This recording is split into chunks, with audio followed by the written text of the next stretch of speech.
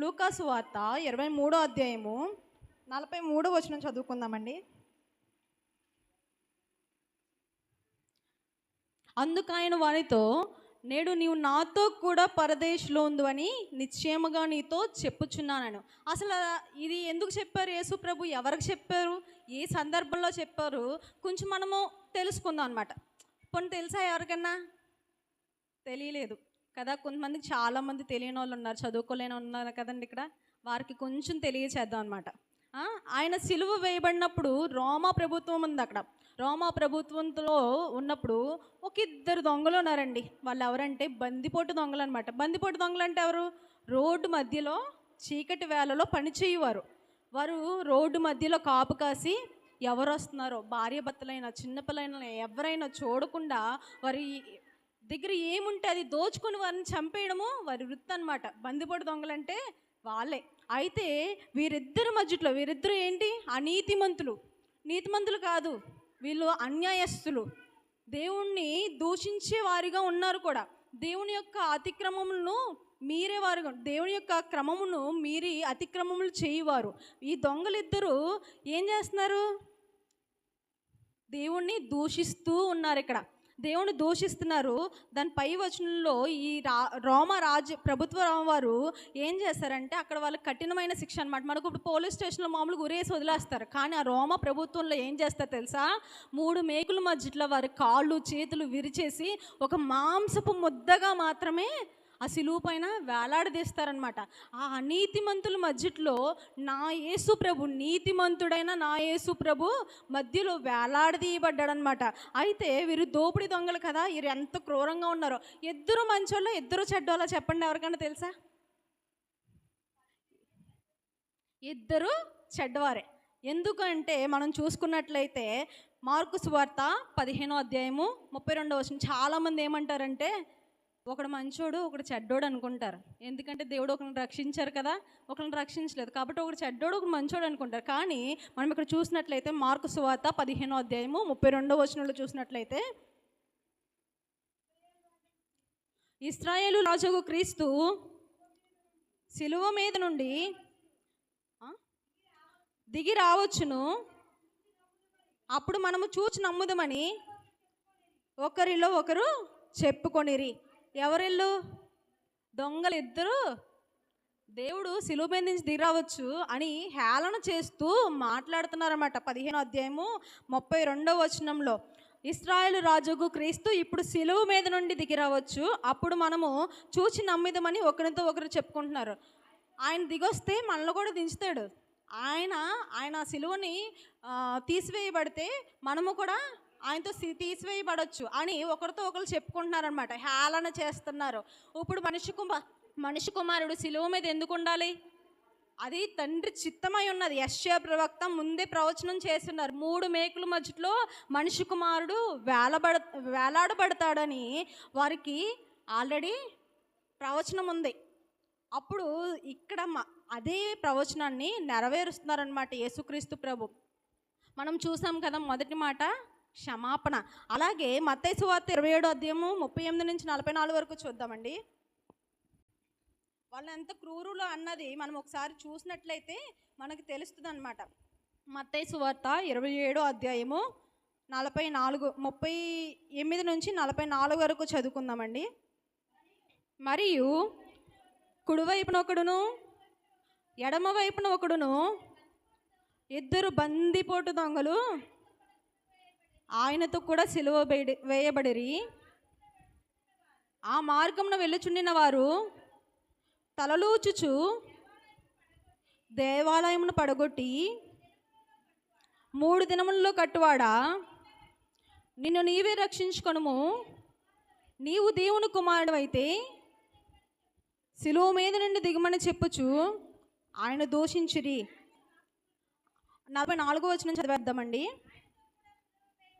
ఆయనతో కూడా సిలువ వేయబడిన బందిపోటు దొంగలను అలాగే ఆయనను నిందించిరి. ఇక్కడ వీరు నిందించారు. ఈలోపు మనకి ఈయన ఎమ్మటిని ఎందుకు మారిపోయాడు? రెండవ దొంగ ఎవరన్నా గ్రహించడా?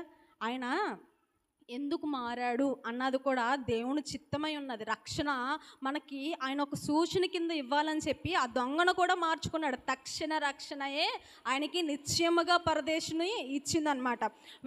విన్నాడు, అందరూ నా కుమారుని రక్షించిన దేవా, నా కన్నులు తెరిచిన దేవా, నా కాళ్ళనిచ్చిన దేవా, నన్ను మార్చిన దేవా, నాకు స్వస్థతనిచ్చిన దేవా అని ప్రతి ఒక్కరు కేకలు వేస్తున్నారు అనమాట. ఈయన సిలువ మీద ఉన్నప్పుడు ఇలా 2 చేతులు ఇలా ఉంచుకొని ఆయన రక్తము చేత ప్రతి ఒక్క బిందువు, ఆయన ఒంట్లో ఉన్న ప్రతి ఒక్క నీటి బిందువు కింద పడేంత వరకు కూడా అందరూ, కొంతమంది దూషిస్తున్నట్లయితే కొంతమంది ఏమంటున్నారు తెలుసా, నాకు కాళ్ళునిచ్చిన దేవా, నాకు కళ్ళునిచ్చిన దేవా, నాకు స్వస్థతనిచ్చిన దేవా, నన్ను రాళ్లతో వ్యభిచార స్త్రీని రాళ్లతో కొట్టబడుచున్నప్పుడు దేవుడు వారిని రక్షించాడు, ఆ స్త్రీని రక్షించాడు. కాబట్టి ఆ స్త్రీ కేకలేస్తుంది, నన్ను రక్షించిన దేవా, నాకు మార్పునిచ్చిన దేవా, నన్ను స్వస్థపరిచిన దేవా, నన్ను లేపిన దేవా, నన్ను మరణం నుంచి లేపిన దేవా, నా కుమారుని జయించిన దేవా, నా కుమారునికి జీవమిచ్చిన దేవా అని ప్రతి ఒక్కరూ పిలుచుతున్నారనమాట. అలంతే కాకుండా ఆయన శిలువ పైన INRI అని రాయబడి ఉంది. ఆయన శిలువ పైన INRI అంటే ఏంటంటే లాటిన్ గ్రీక్ భాషలో లీసెస్ నజరేయస్ రెహెస్ లెవడేరస్ అంటే నజరేయుడైన క్రీస్తు, యేసు రాజు, నజరేయుడైన యేసు క్రీస్తు అని. ఆయన మీద ఏ పాపము లేదు, కాబట్టి ఆయనకున్న పాపం ఏంటి అంటే నజరేయుడని యేసు అని చెప్పి పైన పాపము అని బోర్డు రాశారనమాట. ఈయన ఏం పాపం చేశారని ప్రతి ఒక్కరికి సిలువ వేసిన వాళ్ళు పైన రాస్తారనమాట. బందిపోటు దొంగలకు బందిపోటు దొంగలు అంటే ఈయనకి ఏమని రాశారు తెలుసా, INRI అంటే నజరేయుడైన యేసు అని ఆయనకు మాత్రము రాసి ఉన్నారు. అదంతా చూస్తున్నాడు ఆ దొంగ, తిడుతూనే, పక్కన ఒక దొంగ తిడుతూనే ఉన్నాడు, నువ్వు రక్షకుడు అయితే నన్ను రక్షించు, నువ్వు మనిషి కుమారుడు కదా, నువ్వు ఆశ్చర్య కార్యములు చేసావు కదా, ఆలయంను పడగొట్టి మళ్ళీ 3 రోజులు తిరిగి లేపుతానన్నావు కదా, నువ్వు మనిషి కుమారుడు తండ్రి యొక్క కుమారుడు కదా, నువ్వు దేవుడు కదా, నీవు లేవు, మమ్మల్ని కూడా లేపు అని ఒక దొంగ అలాగే కేకలు వేస్తున్నాడు అనమాట. మొదటి మాట విన్న దొంగ ఎమ్మటిని పశ్చాత్తాపం వచ్చిందనమాట. మొదటి మాట ఏంటండి, తండ్రి వీరేమి చేయించినారు, వీరు ఎరుగరు గనక వీరిని క్షమించు అన్న మాట ప్రకారము అప్పుడు ఆ దొంగలో పశ్చాత్తాపం పుట్టిందనమాట. ఆ దొంగ విన్నాడు పశ్చాత్తాపం. ఎలాగంటే, ఇప్పుడు నిన్ను ఎవరైనా కొట్టారనుకో, నువ్వు తిరిగి కొట్టాలని చూస్తావు, కానీ దేవుడు ఏం చేస్తున్నాడు, క్షమిస్తున్నాడు. ఆయన ఈపు మీద మొత్తం ఎలాగా నాగట్టి చాలా వలె దున్నబడిందంట. మీరు పొలం దున్నినప్పుడు ఎలా దున్నుతారండి, వెనక్కి లాగుతారు, అవునా కదా, అది ఎంత భారంగా లాగుతుంది ఆ యొక్క ఎద్దు కదా, అలాగా ఇలా కొట్టి ఇలా తీస్తున్నప్పుడు ఆయన చర్మం మొత్తము వెనక్కి వచ్చేస్తుందంట. అటువంటి స్థితిలో కూడా దేవుడికి ఒక ఎముక కూడా ఎరగలేదంట. ఎటువంటి ఎముకలు ఉంటాయి కదా, ఏ ఎముక కూడా విరగలేదంటండి. కానీ ఆ యొక్క దొంగలకి ఎముకలన్నీ ఇరిగిపోయి ఒక మాంసం ముద్దగా మాత్రమే ఆ సిలువుపై ఉంచారనమాట. ఆ సిలువు పైన ఆడు బాధతో కేకలు వేస్తున్నాడు. ఎవరో ఒకరి మీద చూపించాలి కదండి కోపం. అలాగ యేసుక్రీస్తు మీద ఒక దొంగ చూపిస్తున్నాడు అనమాట. రెండో దొంగకి ఆవేదన వచ్చేసింది. నన్ను దూషిస్తున్న వారిని నేను క్షమించలేనే, నేను ఎంతోమందిని చంపాను కదా, కానీ నన్ను ఎవరు రక్షించడానికి ఎవ్వరు ఇష్టపడట్లేదు. కానీ ఇక్కడ ఎంతమంది ఉన్నారు, వాళ్ళందరూ కూడా యేసు ప్రభు నా రక్షకుడు, యేసు ప్రభు నాకు కాళ్ళునిచ్చాడు, నాకు కళ్ళు ఇచ్చాడు, నాకు స్వస్థతనిచ్చాడు, నన్ను మారు మనసు పొందేలా చేశాడు, కానీ నా దేవుడికి ఏంటి ఇది అని బాధపడుచున్నప్పుడు దేవుడు ఒక మాట అన్నాడు తెలుసండి, తల్లులారా మీకోసము నా కొరకే ఏడవకండి, మీకోసము మీ పిల్లల కోసము ఏడవండి అన్నారు. ఎందుకు, వారి యొక్క వారు పాపము చేయకుండా, వారు పాపంలో పడిపోకుండా ఉండడానికి తండ్రి వారిని మీ పిల్లల కోసం ఏడవండి అంటున్నారు. ఇప్పుడు కుమారుడు ఉన్నారు, ఎవరి కోసం అండి బాధపడ్డది? ఇప్పుడు మనకి యేసుక్రీస్తు ప్రభు ఏమవుతారు, తండ్రే కదా. ఆ తండ్రి మన కోసం ఎంత బాధపడి ఎన్ని కన్నీళ్ళు కార్చి, ఎన్ని రక్తబొట్లు కార్చి, తన చెమటంతా కార్చి ఆయన ముళ్ళ కిరీటం పెట్టుకొని, మా తలచిన తలంపుల వల్ల ఆయన ముళ్ళ కిరీటం, మన చేతులు చేసిన పాపం వల్ల ఆయన చేతుల్లో మేకులు, మన కాళ్ళు చేసిన పాపములు, మనం ఎటువంటి ఏమంటారు ఆలయాలకి ఇతర దేవతలకైతే మనం నడిచి వెళ్ళాము, అది కూడా మనకి పాపమే అనమాట. అటువంటి చేసిన పాపం, మన శరీరము చేసిన పాపములు, మన తలచిన తలంపుల వల్ల దేవునికి తలపై ముళ్ళ కిరీటం, చేతులపై మేకులు, కాళ్ళపై మేకులు, ఈపుపై పిడుగుద్దులు, ఆయనకు అవమానము జరిగింది, ఉమ్ము వేయబడింది. ఆయన సహించుకుంటూ, ఎవరు నా కుమారుడే కదా. ఇప్పుడు మీ పిల్లలు నిన్ను కొట్టారనుకోండి, ఏం చేస్తావు? కాసేపు బాధపడని తిట్టేసి మళ్ళీ నా కుమారుడే కదా అని దగ్గరికి తీసుకుంటావు, అవునా కదండి? తండ్రి మనల్ని అలాగే చేస్తున్నావు. కానీ మనం రక్తం ఇచ్చి కొనుక్కున్నాడు దేవుడు. నీవు నేను ఆయన రక్తం ఇచ్చి కొనబడిన వారము కాబట్టి మనము రక్షణలోనికే నడవాలి. ఎటువంటి నువ్వు అన్యాయములోనికి నడవడానికి ఇష్టం లేదు. నశించిపోవచ్చున్న వారిని వెతికి రక్షించడానికి ఆయన ఈ భూలోకంలోనికి వచ్చాడనమాట. ఇంతలో ఎవరు క్షమించగలరు? ఇంతలాగే ఎవరు ఇన్ని చంపుచున్నారు, మనమే కదా అని ఆ యొక్క దొంగలో పశ్చాత్తాపం కనబడిందనమాట. అయితే లోకాసు వార్త 23:40 చదివినట్లయితే, అయితే రెండవ వాడు వాడిని గద్దించి, దాని పైది చదువుదామండి. ఇతడు యూదుల రాజని పై విలాసము కూడా ఆయనకు పైగా రాయబడెను. చెప్పాను కదండి, పైన ఇక్కడ రాయబడింది అయ్యన్నారై అని చెప్పి అన్నాను కదా, దానికి రెఫరెన్స్ ఇదే అనమాట.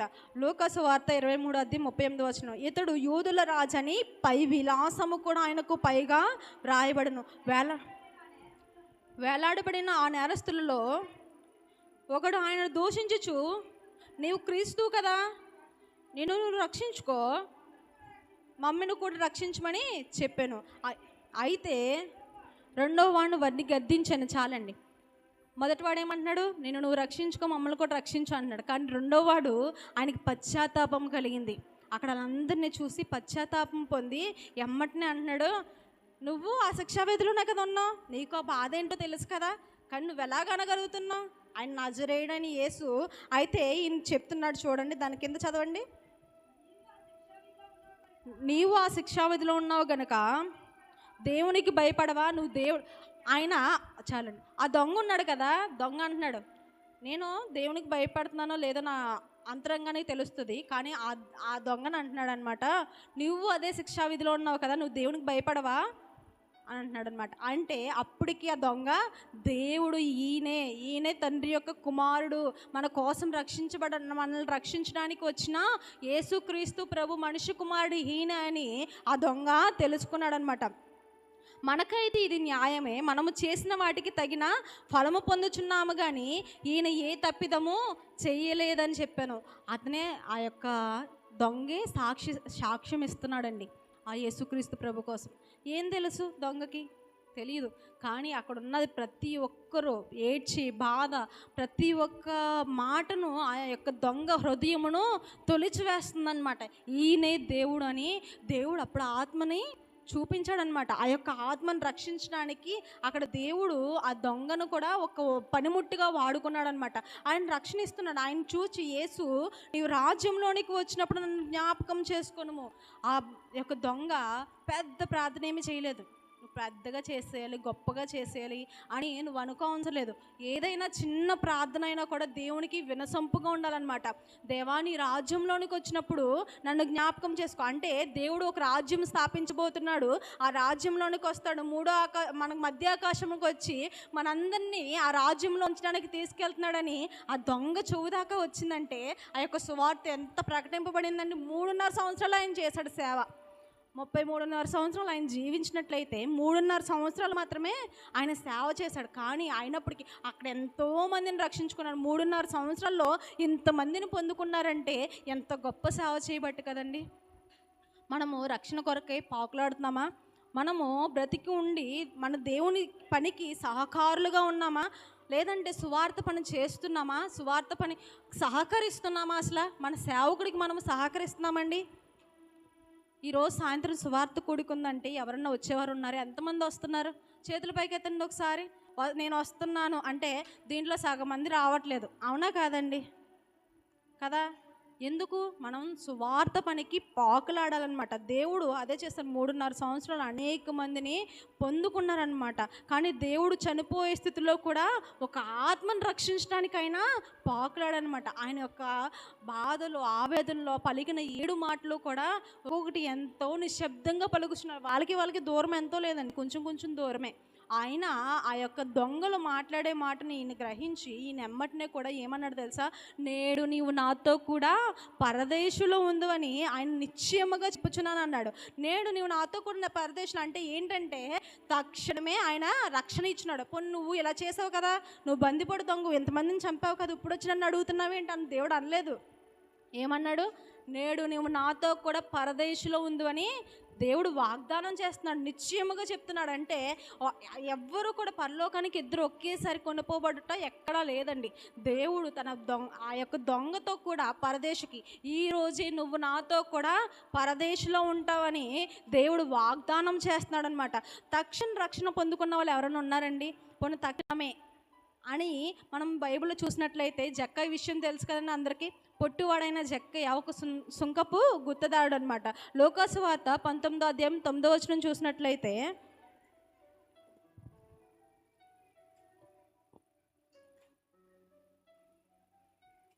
అందుకు యేసు ఇతడును అబ్రహాము కుమారుడే, ఎందుకనగా నేడు ఈ ఇంటికి రక్షణ వచ్చి ఉన్నది, నశించిన దాన్ని వెతికి రక్షించుటకు మనిషి కుమారుడు వచ్చినని అతనితో చెప్పాను. అక్కడ జక్కయ్య ఎవరంటే ఒక సుంకపు గుత్తదారుడు, అంటే ట్యాక్స్ కలెక్టర్ అనమాట. పన్నులు వసూలు చేస్తారు కదా వాళ్ళు అనమాట. అయితే ఆయన అన్యాయంగా వసూలు చేసేవాడు అనమాట. చాలా రూడ్గా వసూలు చేస్తుంటే దేవుడు ఎవరో చూడాలని మేడి చెట్టు ఎక్కాడనమాట జక్కయ్య. ఆసక్తితో విశ్వాసంతో చెట్టెక్కి దేవుడు ఎవరో చూడాలని తొంగి తొంగి తొంగి తొంగి చూస్తున్నాడు అనమాట. అప్పుడు ఏమన్నాడు తెలుసా, ఈయన అబ్రహాము కుమారుడే కాబట్టి ఈయన ఇంటికి నేడు రక్షణ వచ్చి ఉన్నది, నీ ఇంటికి కూడా రక్షణ వస్తుంది. నువ్వెందుకు తెలుసుకోలేకపోతున్నావు? దేవుడు నీ వద్ద ఉండి పిలుస్తున్నాడు, నీకు రక్షణ ఇవ్వబోతున్నాడు, కానీ నువ్వు నిర్లక్ష్యం చేస్తున్నావా? ఎవరైనా ఇంకా రక్షణ నిర్లక్ష్యం చేసేవారు ఉన్నారా? 2 కొరింథీలు చూసినట్లయితే 2 కొరింథీ 6వ అధ్యాయము 2వ వచనం, ఇదిగో ఇప్పుడే మిక్కిలి అనుకూల సమయము, ఇదే రక్షణదిమో. ఇదే అనుకూల సమయం అండి. దేవుడు చాలామంది ఇక్కడ నిద్రపోతున్నారనమాట. దేవుడు మన కోసము సిలువలో చాలామంది కూడా ఆయన ఏమైంది ఏంటి అని ఆసక్తితో ఉన్నారా అని కొంతమంది అయినా చూద్దాం అనుకుంటున్నాం, కానీ ఆసక్తి పోయింది. దేవుడు మన కోసం ఎలా చనిపోయాడని కాసేపు మాత్రమే బాధపడుతున్నాం, తర్వాత మర్చిపోతున్నాం కదండి. దేవుడు మన కోసం సిలువలో అనేకమైన దెబ్బలు పొందారండి. కాబట్టి మనము ఇదిగో ఇప్పుడే మిక్కిలి అనుకూల సమయము, రక్షణ దినము. ఈరోజు నీ ఇంటికి రక్షణ వచ్చినది. రా జక్కయ్య, నువ్వు రా, నీ ఇంటికి రక్షణ వచ్చి ఉన్నది. నశించిన దాన్ని వెతికి రక్షించడానికి మనిషి కుమారుడి లోకంలోనికి వచ్చి ఉన్నాడు. హెబ్రీయుల పత్రిక 3వ అధ్యాయము 14-15 వాక్యాలు చూద్దామండి.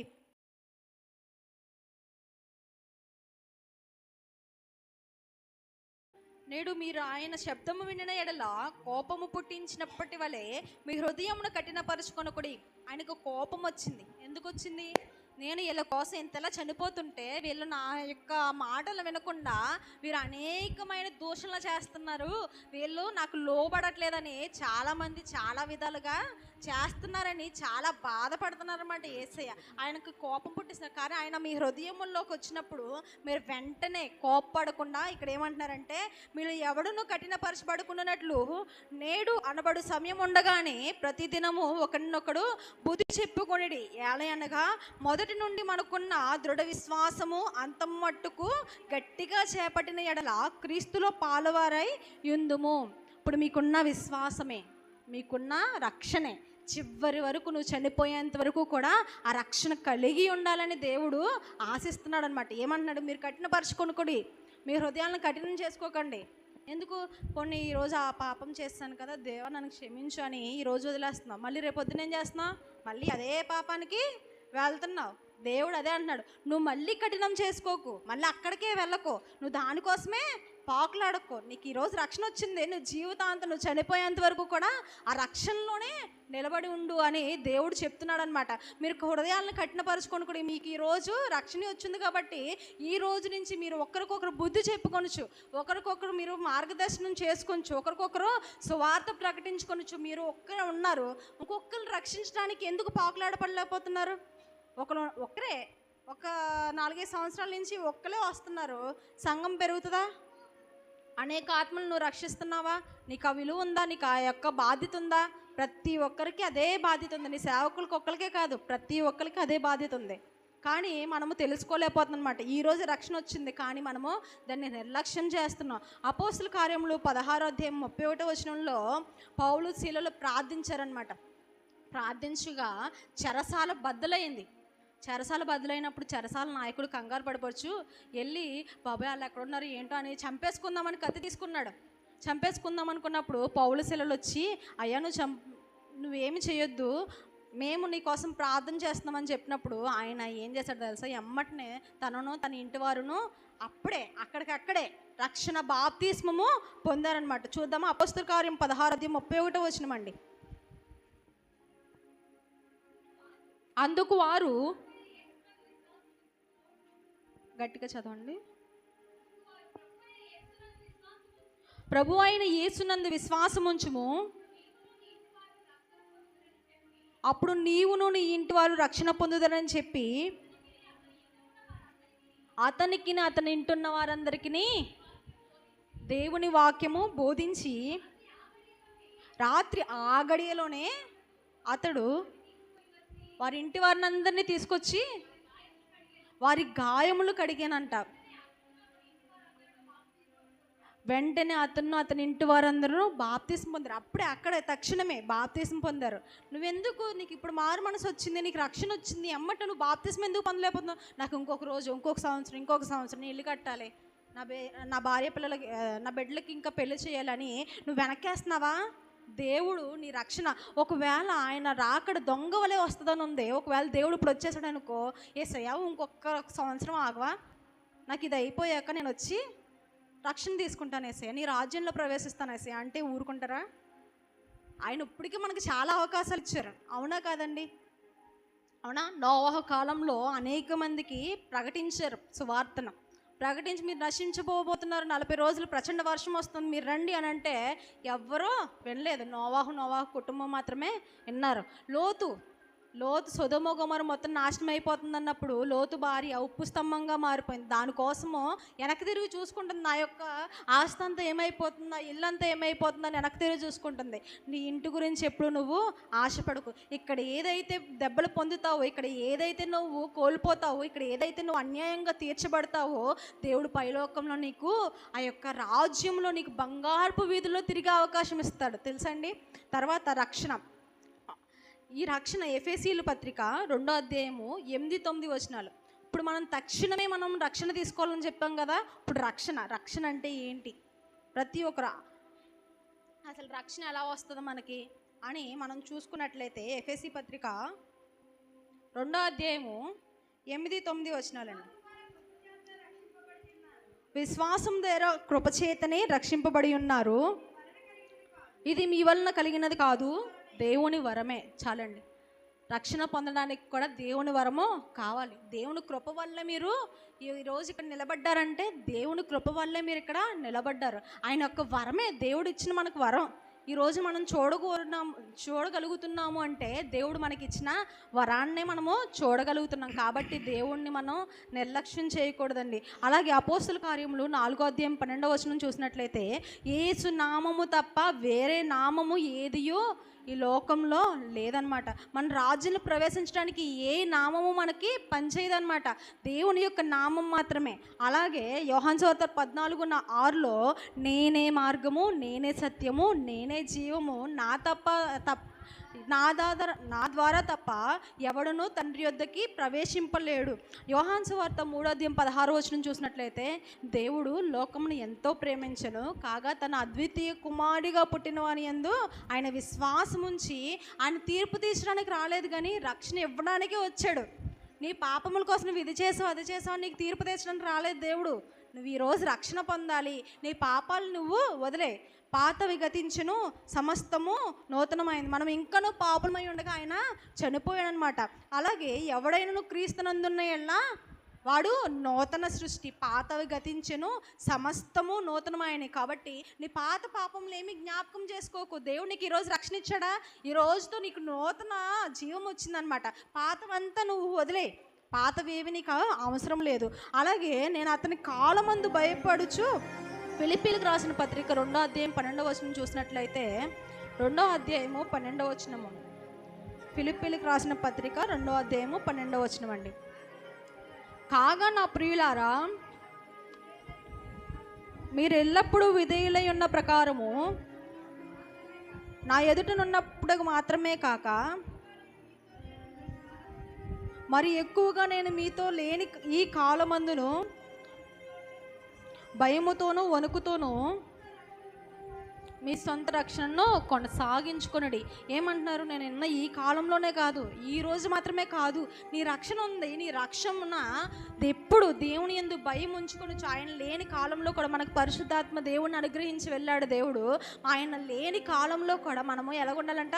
భయముతో వణుకుతో ప్రతి ఒక్క విషయంలో దేవుడు ఇది చూస్తున్నాడు, దేవుడు నాకు ఈ కార్యము చేయగలుగుతున్నాడు, దేవుడు నన్ను ఈ కీడు నుంచి తప్పించాడని ప్రతి ఒక్కటి మనము భయము వణుకు పట్టుకొని మనము దేవుణ్ణి ఆశ్రయించే వారముగా ఉన్నాము. ఆ రక్షణ అనుభవము మనకి ఉండాలన్నమాట.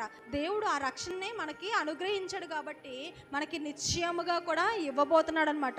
ఏంటి ఈ నిశ్చయముగా ఏమి ఇవ్వబోతున్నాడంటే, మనం చూసినట్లయితే యోహాను సువార్త 10వ అధ్యాయం 28-29 మన రక్షణ మన పనుల మీద కాదు కానీ దేవునిపై.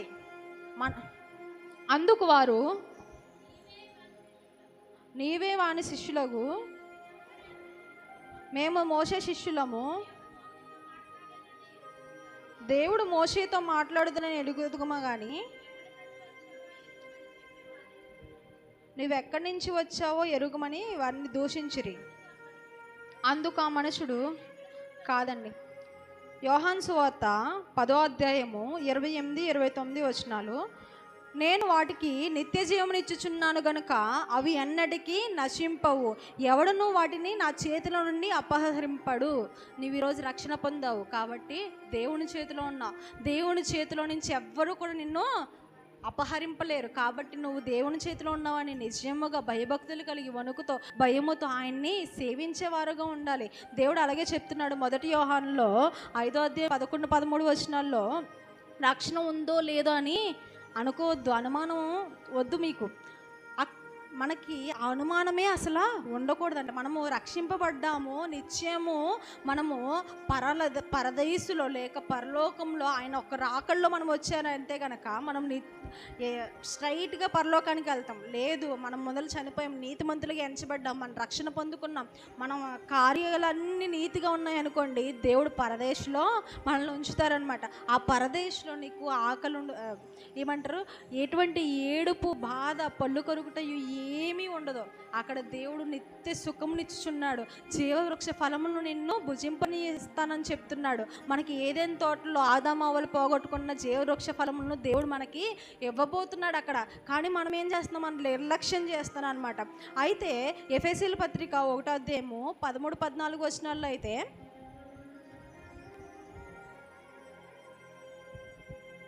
మీరును సత్యవాక్యమును అనుగ్రహించు మీ రక్షణ సువార్తను విని క్రీస్తునందు విశ్వాసముంచి వాగ్దానం చేయబడిన ఆత్మ చేత ముద్రింపబడితిరి. ఆత్మ అంటే పరిశుద్ధాత్మ.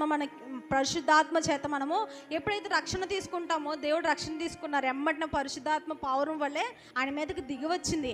అలాగే మనము రక్షణ తీసుకున్నప్పుడు మనకి పరిశుద్ధాత్ముడు వెనక్కి తోడుగా ఉంటాడు. కానీ మనము అది మరిచిపోతున్నాం. మనం పాపం చేసినప్పుడు అది గుర్తు రావట్లేదేమో, మనము దేవుని యొక్క ఆజ్ఞలు అతిక్రమిస్తున్నప్పుడు మనకి అది గుర్తు రావట్లేదేమో, దేవుడు గుర్తు చేస్తానన్నమాట. నీకు పరదేశం అనేది ఒకటి ఉంది, పరలోకం అనేది ఒకటి ఉంది. నువ్వు ఇప్పుడే చనిపోతే నీకు నిత్య జీవం ఇవ్వడానికి పరదేశం ఉంది. నీకు నేను రాకల్లో వచ్చినప్పుడు నీవు నాతో కూడా ఎత్తబడితే నీకు పరలోకం అనేది ఉంది, మీకు స్థలము సిద్ధపరచ వెళ్ళొచ్చున్నాను అని దేవుడు చెప్పుచున్నాడు. ఇన్ని రకాలుగా మనకి దేవుడు ఇన్ని హామీలు ఇస్తుంటే మనం మాత్రము నిర్లక్ష్యం చేస్తున్నామా? ఒకసారి ఆలోచిద్దామా? అలాగే పరదేశం ఎక్కడుంది, ఎలా ఉంటుంది అని ఒకసారి చూద్దామండి. అపోస్తుల కార్యములు, ఒక నిమిషం అండి, క్షమించాలి, 2 కొరింథీ 12వ అధ్యాయము 2-3 అపోస్తులైన పౌలు ఆయన దర్శనంలో చూస్తున్నారనమాట. చదవండి. అట్టి మనుషుడు నేను ఎరుగుదును, అతడు మాటలు వినును, అతని మాటలు వినును, ఆ మాటలు మనుషుడు పలకకూడదు, అటువంటి మాటలు మనుషులు పలుకకూడదు. అతడు శరీరంతో కొనుపోబడెను, అతను శరీరంతో కొనుపోబడెను లేక శరీరం లేక కొనుపోబడెను, నేను ఎరుగను. నేను ఎరుగను. అది దేవునికే తెలియను. అది దేవునికే తెలియను. అట్టి మనిషి నేను ఎరుగుదును. అతను పరదేశునకు కొనుపోబడి వచింపనాసక్యము కానీ మాటలు విన్నాడంటండి. చాలండి, అక్కడ చూస్తాను అనమాట. వచింపనాసక్యము కానీ అంటే ఆరాధన లేక, అక్కడ ఆరాధన అంటే ఎలాగంటే మనకు పరిశుద్ధాత్మ వరములు ఉంటాయి కదండి, ఆత్మ చేత మాట్లాడుచూ ఉన్నారంట. ఆయన శరీరంతో కొనిపోబడును, శరీరం లేక కొనిపోబడును నాకు తెలియదు, కానీ అక్కడ వారు వచింపనాసక్యము కానీ మాటలతో దేవుని స్తుతిస్తున్నారని పౌలు అక్కడ ప్రచురం చేస్తున్నారన్నమాట. ఆయన దర్శన వరమును ఆయన చూస్తున్నారు. అదేంటంటే 3వ ఆకాశంలో ఉందంట. 3వ ఆకాశంలో ఆయన ఆ దర్శనాన్ని చూసారు. అదే పరదేశ్ అన్నమాట. అలాగే ప్రకటన గ్రంథము 2వ అధ్యాయం 7వ వచనంలో చూడండి.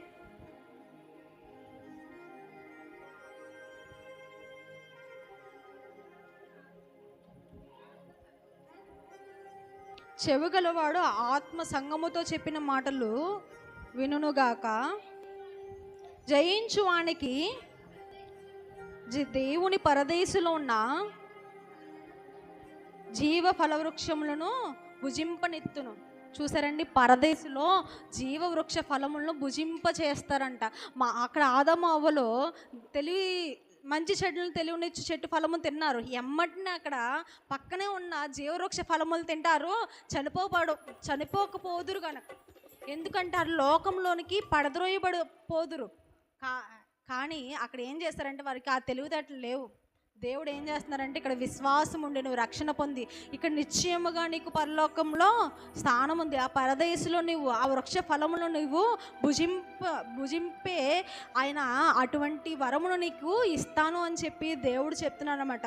నిశ్చయముగా నీకు తక్షణ రక్షణ అనుగ్రహించే దేవుడు అక్కడ దొంగకి రక్షణ అనుగ్రహించారు. ఎమ్మటనే అక్కడ 2 దొంగలు ఉన్నారు. ఒక దొంగ ఏమో నశింపబోతున్న దొంగ, ఒకడేమో రక్షింపబడిన దొంగ.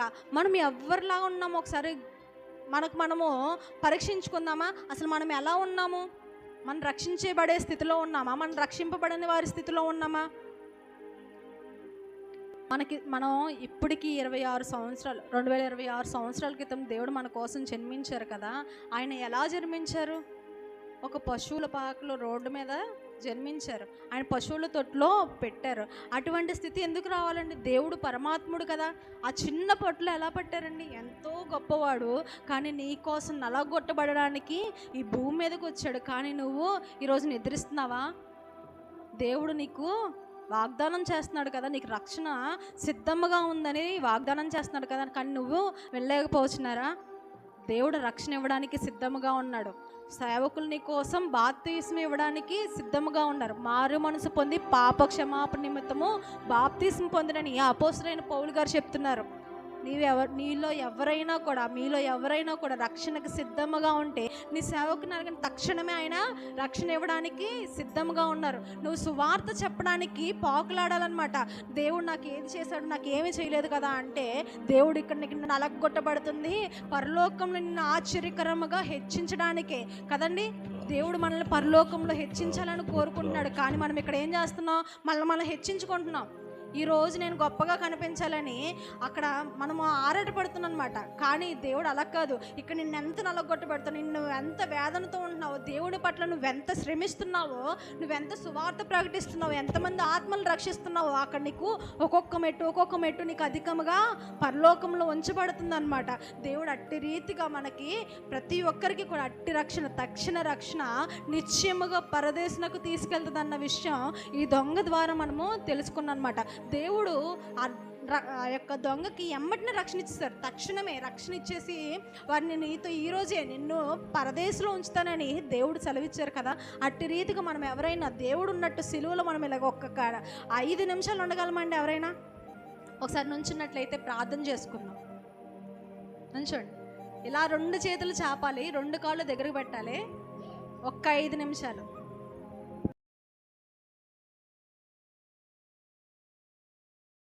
చేతులు చాపని కోసం నీ బ్రతుకుని మోసానయ్యా, నీ కోసం నీవు నన్ను చూసావని. ప్రాణమిచ్చావయ్యా, బుద్ధినిచ్చావయ్యా,